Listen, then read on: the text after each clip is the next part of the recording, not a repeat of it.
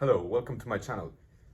So, usually I don't do videos in English, but I thought, sure, let's do one to change a bit. We'll see how it goes. So, today's video is about everything, almost everything you need to know about complex integration. And so my goal in this video is to make it as precise and concise as possible and include as much information I can about complex integration in the shortest amount of time and in the clearest way. So I am not going to include proofs, with the exception of the most important one, which is the Cauchy integral formula. And I'm going to explain all of the logical dependencies that lead to the Cauchy integral formula. And let's get started. So the first things first, we need to define what complex integration is.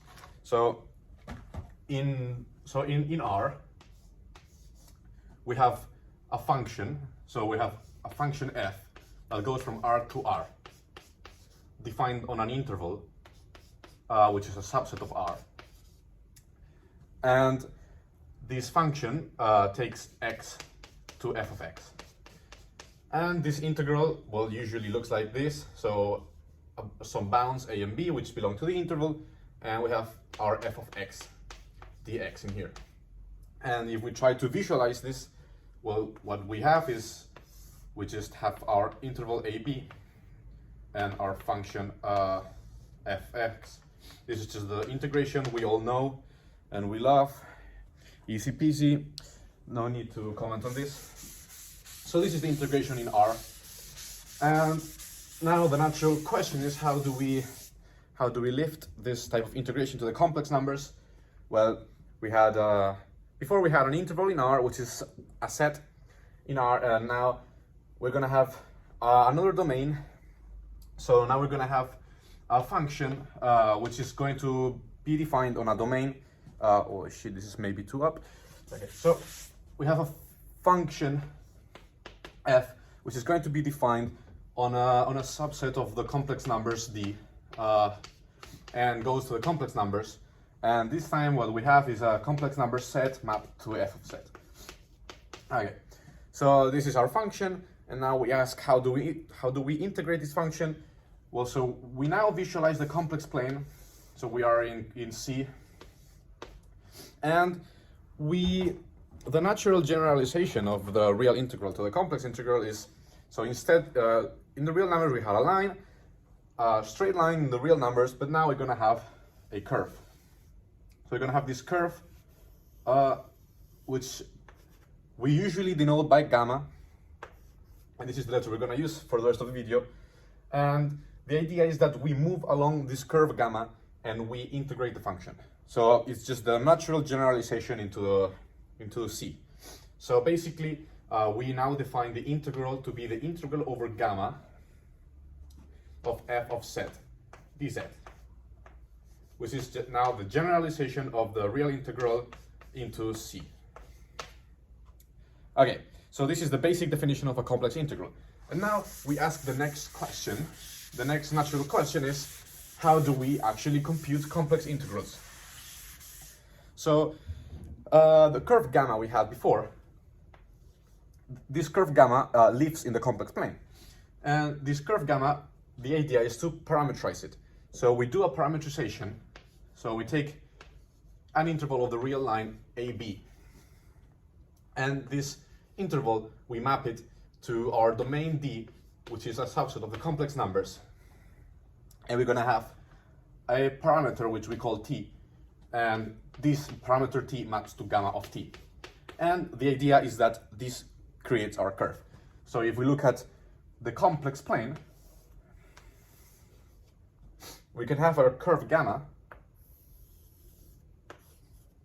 And the idea is that as t, which you can think of as time, as t increases, we move from here to the end of the gamma. So you could think of this point right here, let me choose another color. You could think of this point right here as gamma as gamma of A, and you can think of this point right here as gamma of B. Why did I draw a vector? So this is gamma of A, this is gamma of B, and the gamma runs through the line as we integrate through it. And now the question is, how do we actually use this information to integrate it? Well, so the definition of the complex integral is that the integral over gamma of f of z dz is just the integral over AB of f of gamma of z, gamma prime of z, sorry, not z, t, gamma prime t dt. Now, for those who are more mathematically mature, this seems completely trivial and obvious, and you might have seen this a million times, but this is just chain rule and substitution of variables, no big deal. Yeah, so it's chain rule basically. We've seen this a million times. So this is the actual way we define contour integrals. If it doesn't make too much sense, just stare at it for a while and it will make sense. Another way you can think about it is by splitting up the curve into infinitesimally small steps, and you will eventually see that this definition makes sense. But it would be too long of a time. It would take too long for me to fully give a complete intuition of why this definition is like that. Although if that is something you want to see, let me know. Might do a video on it. Now, so this integral, it has many nice properties which translate almost literally, they translate literally from the real line to the complex plane. So for example, the integral is a linear operator on real functions, and so it is on complex. So we have that the integral over a curve gamma of a scalar alpha times a function f of z plus another scalar beta times a function g of z dz, where alpha and beta are complex scalars and f of z, g of z are continuous functions on the complex plane. This is precisely the same thing as alpha times the integral over gamma of f plus beta over the integral of gamma of g. Now, notice that I have dropped the dz at the end and the brackets, and this is just for concise notation, and I might do this through the rest of the video. So if I drop the dz, don't be scared. It's just for simplicity. So this is one of the nice properties, is the linearity of it. We have another very nice property. Whoops.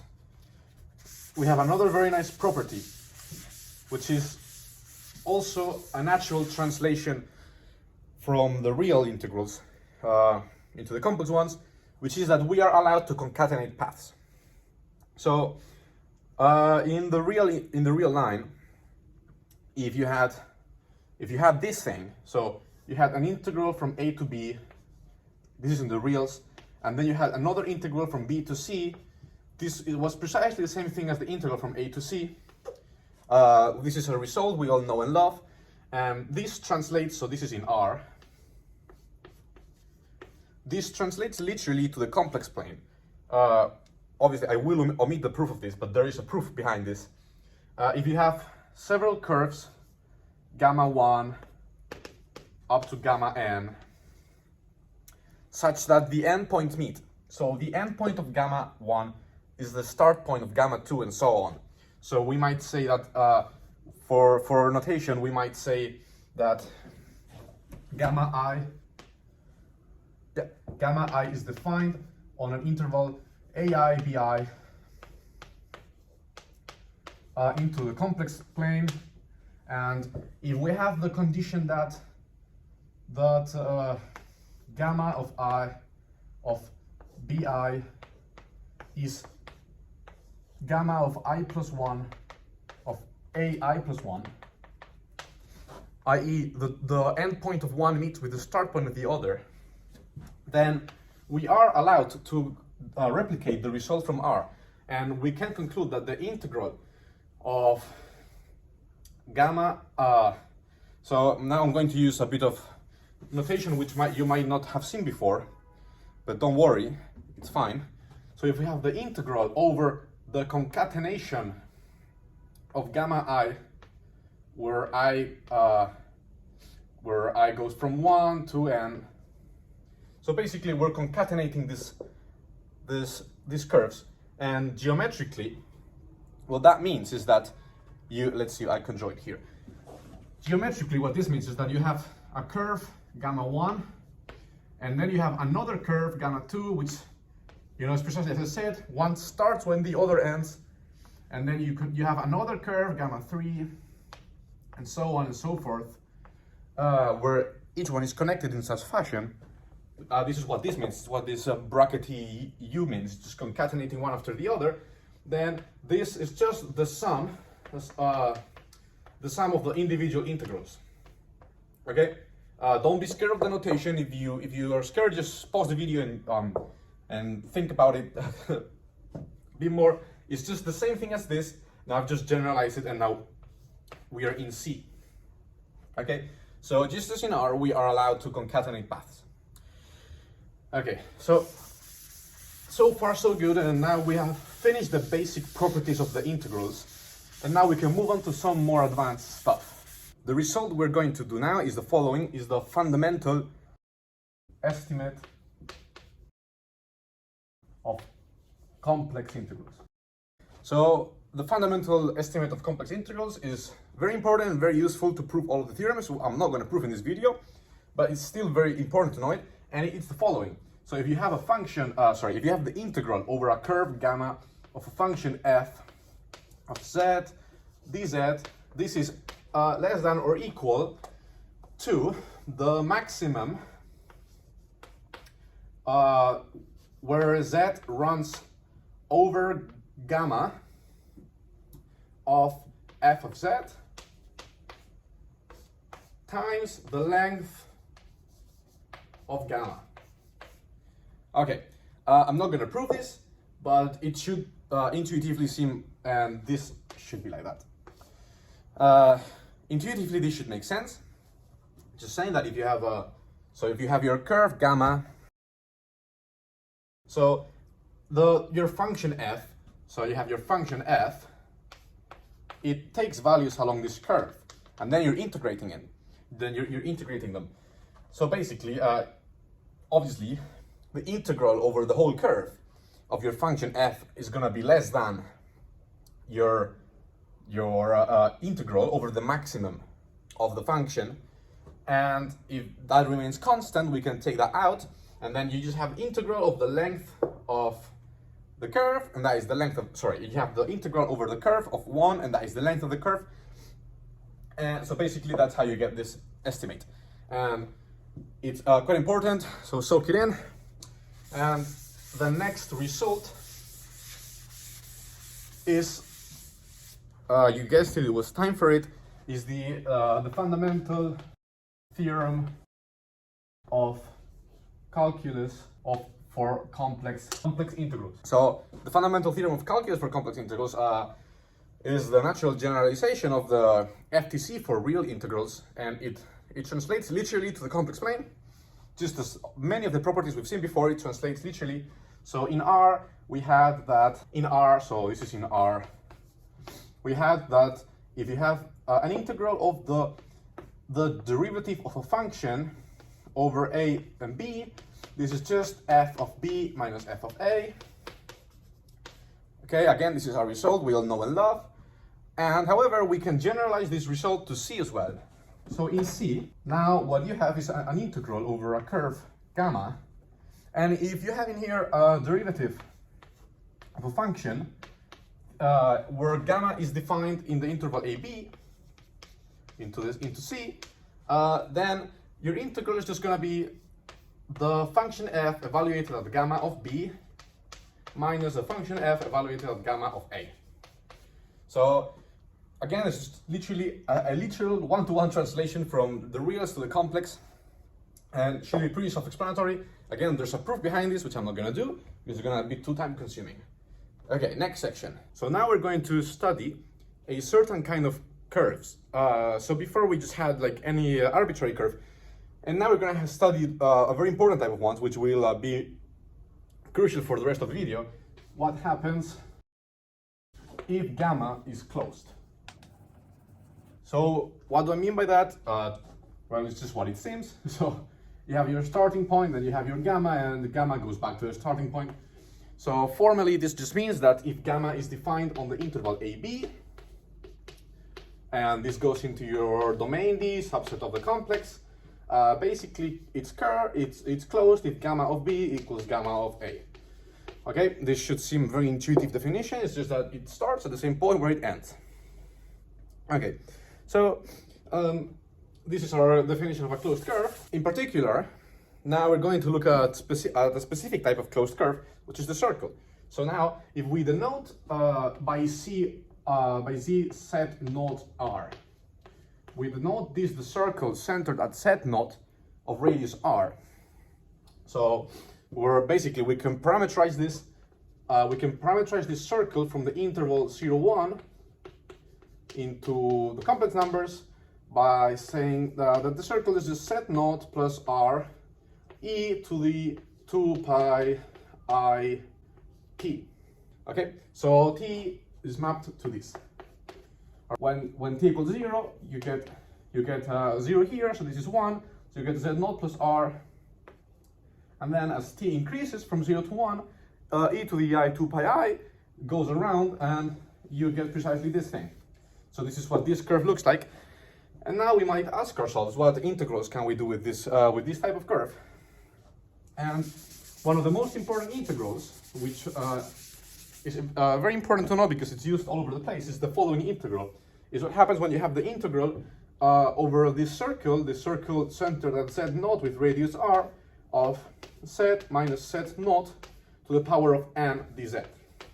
Okay, so what does this integral look like? So basically you have the circle and you're integrating this function inside over it, and this integral has two possible solutions. So first and foremost, we have 2 pi I, and then we have 0. And which one depends on which? So 2 pi I, this occurs if and only if n equals -1, and this occurs if and only if n is not equal to -1. Okay, so if the integral is 1 over z minus z naught, then we get 2 pi I, otherwise you get 0. And this is a very important result, and the way you prove this is by plugging in this parameterization here. Okay, we might actually do a bit of the proof, just a quick step. So you have the integral of this circle, and then you have z minus z naught, so we just parameterize this, so you get, plugging in this as z, subtracting z naught, you get r e to the 2 pi I t, this to the power of n, and then you have to times it by the derivative of the parameterization, which would be 2 pi I r, and then e to the 2 pi I t. Okay, dt. And here our t goes from 0 to 1. This is just the first definition we've seen of computing contour integrals combined with this parameterization. Now we can quickly see that if n equals -1, so if n equals -1, right, these will cancel with this will cancel with this. We're going to take out the 2 pi I, and it's going to get 2 pi I times the integral from 0 to 1 of dt, which is 1. So you get 2 pi I. And if this is not -1, you're going to get some more terms which are going to cancel out to 0. So this is, we could say, one of the most fundamental integrals. We're going to look at another very important, probably the most important and fundamental theorem of the theory of complex integration, which is, it's called Cauchy, the Cauchy integration theorem. Not to be confused with the Cauchy integration formula. There are two different things. They're related. They were both by Cauchy, but this comes first in the proof. So in order to prove the Cauchy integration formula, you need the Cauchy integration theorem. And to talk about the Cauchy integration theorem, we have to talk about some important thing called homotopy of paths. So what is a homotopy? Very quickly, so let's say you have two paths, one from A to B, all those are very relevant, called gamma 1, and then another path, which I don't know, might look something like this, from C to D. These are both paths in C, and by C I mean in the complex numbers. We got so gamma 1, gamma 2, and now we ask the question, what does it mean for these two paths to be homotopic? It means that we can continuously deform one to get to the other. So you can imagine that we grab this end, we twist it around, and we go back, and then we translate the whole thing. So that will be like the homotopy that goes from this path to this one. So homotopy. So yeah, and formally, a homotopy is a function h which takes the parameters s and t, and for consistency, let's say that both curves are defined on the interval 0, 1. So gamma 1, gamma 2 are defined on 0, 1 onto the complex numbers, and our function, the homotopy function h, is defined on the square 0, 1 and goes to the complex numbers. If you don't know what this means, this is just a Cartesian product of 0, 1 with 0, 1. And why it is? Because we have two parameters, and both parameters run from 0 to 1. Although they might run independently from each other, that's why we need the two intervals. And now what's this idea is that t is just the time of each curve. So this would be t. So t maps to gamma I of t.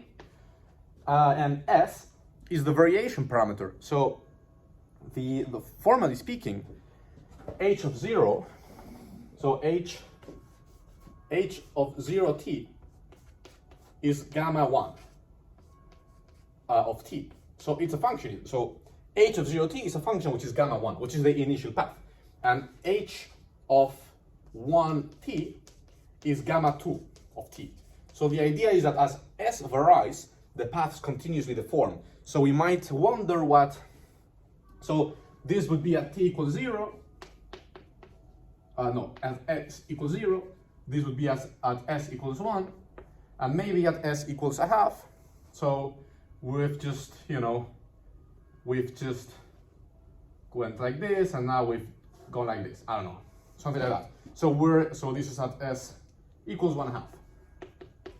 The idea is that it continuously deforms the path as s varies, and then t is just the parameter of the curve. Okay?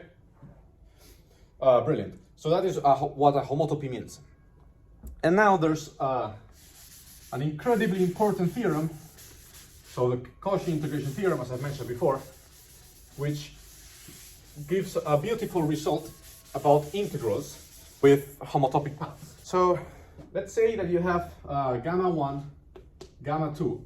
They are both closed. So they're both closed. So closed, defined on the interval 0, 1 to a domain of the complex numbers. And so closed paths, remember what it means is that they start at the same point. So we might draw them. So this might be gamma 1. And I don't know, this might be gamma 2, whatever. So the idea is that so the theorem states the following. If gamma 1 is homotopic, and homotopic I just write like this is squiggle. If gamma 1 is homotopic to gamma 2, and we have a function f which is holomorphic on our domain D. I take for granted you know what holomorphic means. Then the integral over gamma 1 of f is the integral over gamma 2 of f. Okay, it's an incredibly beautiful theorem because it tells us that if you have a function, so if you have your function that we want to integrate over this domain, it doesn't matter. You can imagine the path like a rubber band. You can stretch the rubber band or you can compress it, and the integral will remain the same. It's remarkable, truly remarkable. And this is called the Cauchy integration theorem, which I'm not going to prove, but we need for the next sections. So now we're going to look at a special case of homotopic paths, in which we're going to use the Cauchy integral theorem. So let us assume that we have a function f which is holomorphic on a domain, and we have a curve gamma on the domain, and we have the assumption that gamma is homotopic to a point. What does that mean? It means the following. So let's say you have our region D. This is D, our region, and we have our curve gamma. And so we might have a hole. So maybe D has a hole in here, or another one in here. So it has holes, and I'm not sure why I'm drawing them in 3D, whatever. So D has holes, but there's no holes where gamma is it. So you can imagine that we can like continuously shrink gamma. Okay, you have to think of gamma as if it were like a rubber band. So we can shrink it in all directions, and so we like this might be at t equals 0, at t equals a half, it might look something like that. And the idea is that as we continue to deform it, we will eventually deform it into a point. So this is what it means for gamma to be homotopic to a point. That it can be continuously deformed into a point. Yeah, basically. However, let us look at an example here of a curve which is not homotopic to a point. So if we have a curve here, this is certainly not homotopic to a point because we have a hole. So there's a hole inside here. So we can contract it, but eventually the curve will just hug the hole. It cannot continue to be deformed. So basically we need something which is called a simply connected domain. This is simply connected, this is not simply connected. Simply connected means that every curve can be squished to a single point. But that is irrelevant. What is relevant is this part right here. So if gamma is homotopic to a point, then the integral over gamma of f of z dz is 0. Okay? How do you see that? The way you see it, and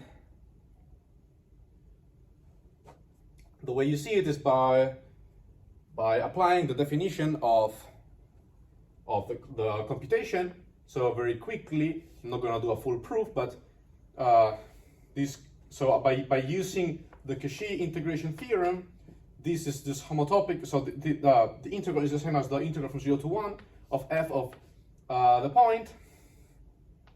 So f evaluated at the point P, so just imagine this is P, and then we have to multiply it by the derivative. So we have to multiply it by the derivative of the point, and multiply it, so dt. But what the derivative of a point is 0 because the point is constant, okay? So this is just 0. And hence, the theorem follows. So the idea is that functions that you integrate over closed loops which are homotopic to a point, they vanish. And now we have a series of nice properties, well, not properties, but nice results that follow from this theorem, which I'm not going to prove, but they're very useful, extremely useful in computation. And so consequences. So we have every holomorphic function has a primitive. What does this mean? This means that so if f is holomorphic on a domain, then there exists a function big F such that big F prime is little f. This is the first consequence, extremely useful, not going to prove it.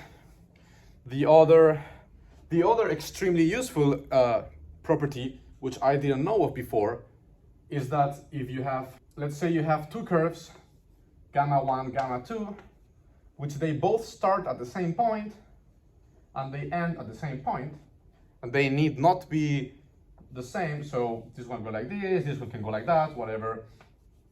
So this is gamma 1, this is gamma 2. If you have this case, and you have a holomorphic function, so you have f holomorphic on this domain, then it doesn't matter in which of the curves you integrate it, So the integral over gamma 1 is the integral over gamma 2. And quickly, to see why this is true, you apply this first result, and then you use the fact that there's an antiderivative, and you basically apply the FTC. And given that the endpoint and the start point are the same for both curves, you get the same result for both curves. And we have finally reached the end of this video, in where we are going to prove, using the machinery we've built up to, we are going to talk about the Cauchy integral formula. So let's just talk about the Cauchy integration formula. So the claim is that if you have a function which is holomorphic on a domain, so you have f holomorphic on a domain, and you have a curve gamma. You have a curve gamma on the domain, then the integral over gamma of f of z over z minus w, did I get that right? Yes. Dz is, so in here we have to make an assumption, and it's that w is enclosed by the curve. So we might have our curve gamma, and we have our point w in here. Okay, and gamma traverses it once, so we don't go twice, we just go once around gamma. Then this integral is precisely equal to f of w times 2 pi I. Okay, so this is arguably the most important result of complex integration. And so let us just recap for a second. We have a closed curve, a point on the inside, the integral f of z over z minus w dz, it's f of w times 2 pi I. Okay, we're now going to prove it. So to prove this, we're going to do as follows. Given that f is holomorphic by assumption, so f holomorphic by assumption implies that f is continuous. Therefore, so now let epsilon larger than 0 be given. I don't care how big or small epsilon is. In particularly, I don't care how small it is. It could be arbitrarily small. There exists a delta such that when z minus z naught are closer than delta, then f of z minus f of z naught is closer than epsilon. This is standard definition of continuity. We have seen a trillion times, probably every one of us, so no big deal. Now, the idea is that I am going to try to use this definition to bound the following. So if I consider 1 over 2 pi I integral over gamma minus, so the integral over gamma of z, f of z dz minus z, so over z minus w, and we subtract f of w, I am going to examine what happens to this. So remember that this is precisely what we want to prove that this thing equals to. So remember that we want to prove that this integral equals this times 2 pi I, so we just divide by 2 pi I, and we want to make these two things equal. So basically what I'm trying to do is I'm going to try to use this epsilon, which we can make as small as we want. I'm going to use the epsilon to make this as close as we want. So I'm going to make these two quantities very, very close. And the way I'm going to do that is I'm going to use the following results. I am going to, first of all, use the Cauchy integration theorem. So I guess I'll write here. So by the Cauchy integration theorem, this thing is just, does it fit? I think so. 1 over 2 pi I over the integral. And now we're going to deform gamma into a very small circle. And what circle, you may ask? Okay, we're going to consider a circle centered at W with radius delta. So this looks kind of like this. So you have your point W, which is this point right here, and then you have your radius delta, which is defined as in here. And we're going to deform this thing in here into that. And I'm not gonna go into detail, but we are allowed to make that deformation. You can think why that is allowed. So we have our integral over this circle, and just to save some space, I will subtract f of w here. Okay, that's it. So this is an equality, and now we're gonna have another equality. So this goes to here. We're gonna have another equality, which is that. So this is 1 over 2 pi I integral over the circle. So we have f of z dz over z minus w. And now we're going to subtract. Okay, I'm going to do the number 1 analysis trick, maybe the number 2 analysis trick, which is I'm going to multiply by 1.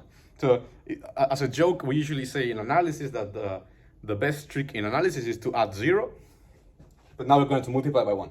So I'm going to do f of w, which is just this thing here. I'm going to divide by 2 pi I. But now I need to multiply by 2 pi I, obviously. So how am I going to multiply by 2 pi I? We're going to use one of the fundamental integrals we proved at the start of the video, which was that the integral over a circle centered at z naught of 1 over z minus z naught is 2 pi I. You can rewind the video and look at that proof. So we're just going to do the integral over the same circle of 1 over z minus w. Okay, so this integral in here is equal precisely to 2 pi I. So it's going to cancel with this, and we're going to get this thing which is equal to this thing in itself. Okay, so I'm going to erase the top of the board, and we're going to continue. And so this is precisely the same thing. So the magnitude, and we're going to have 1 over 2 pi I. And now, given that we're integrating over the same curve, we're going to use one of the linearity properties we discussed at the start of the video, and we're going to put these two things in the same integral. So we're going to have the integral is that of the, yes, you can see that, of f of z minus f of w over z minus w dz. Okay, so basically I'm just putting these two integrals together in here, and now we have the integral over of this thing, which should be screaming at you, which is a derivative. It looks like a derivative. So essentially the idea is that we're not gonna have, so here the heuristic argument, without going into too much detail, is that this limit is, there's not gonna be any problem with this because f is holomorphic. So this is what all good. This limit is all good. And now we're going to use the fundamental, so the fundamental estimate of integrals. I'm going to use this inequality here. So I'm going to take the 1 over 2 pi I out, but the magnitude of I is 1. So this is just 1 over 2 pi. And now we're going to use the estimate on the integral, which was just the maximum. So set around set c delta. So yeah, the circle at w radius delta of f of z minus f of w over z minus w times the length of the curve. However, we're integrating over a circle, so the length of the circle is 2 pi times the radius, and the radius is delta. So we're just going to multiply this whole thing by 2 pi delta. So the 2 pi's cancel out, so these 2 pi cancel out with this one, and now we just have this times a delta. However, we notice that this is precisely delta, the way we constructed it earlier, so the deltas actually cancel out, and then we have f of z minus f of w. Oh, and actually I should have said this, okay. So this is delta, so it cancels out with this, and this is f of z minus f of w, which by our construction of the delta in the first place, this is epsilon. So it's actually less than epsilon. So this is less than epsilon. So basically we have, to recap, we have bounded, so we're just going to recap. So we've said that 1 over 2 pi I of the integral over gamma of f of z dz over z minus w minus f of w. We have said that this is less than epsilon. So given that we can make epsilon as small as we want, it follows that these two quantities are going to be arbitrarily close. Therefore, by the definition of a limit, it means that this and this thing are actually equal. So this was the proof of the Cauchy integral formula. This was the proof of the Cauchy integral formula. And with this, I conclude my video. Now, there's a couple more things you need to learn about complex integration, such as the residue theorem and a couple of more important theorems. But this was like most of the basics, and even a bit more on the basics. And if you have a full grasp of all of everything I've explained in this video, you're all set to get a good grade in complex analysis. Okay, see ya.